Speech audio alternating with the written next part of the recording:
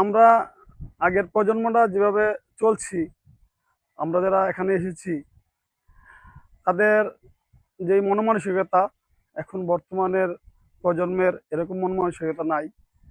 তারা মোবাইলে আসক্ত হয়ে এখান থেকে অনেক দূরে চলে গেছে। যেমন আমরা ছোটকালে একসাথে খেলাধুলা করতাম, ফুটবল খেলা, দাঁড়িয়ে বান্ধা খেলা, এক বন্ধুর বাসায় আরেক বন্ধুর যাওয়া আসা, যে প্রচলনটা ছিল, এখনকার যুগে এই মোবাইলের ব্যস্ততার কারণে, মোবাইলের আসক্ততার কারণে এগুলো অনেকটাই কমে গেছে। আমাদের মধ্যে যে আন্তরিকতা ছিল বন্ধু বান্ধবের ভিতরে, এই আন্তরিকতাটা অনেকই নষ্ট হয়ে গেছে। তো আমরা চাইবো আমরা যেন মোবাইল থেকে ভবিষ্যৎ প্রজন্মের জন্য আমাদের নির্দেশনা বা আমাদের চিন্তা ভাবনা, আমরা যেন মোবাইল থেকে একটু দূরে থাকি।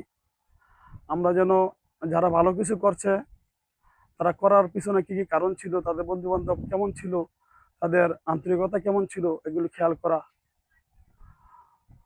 যদি আমরা ভালো দিকগুলি খেয়াল করি, তাহলে আমরা অবশ্যই ভালো কিছু করতে পারবো।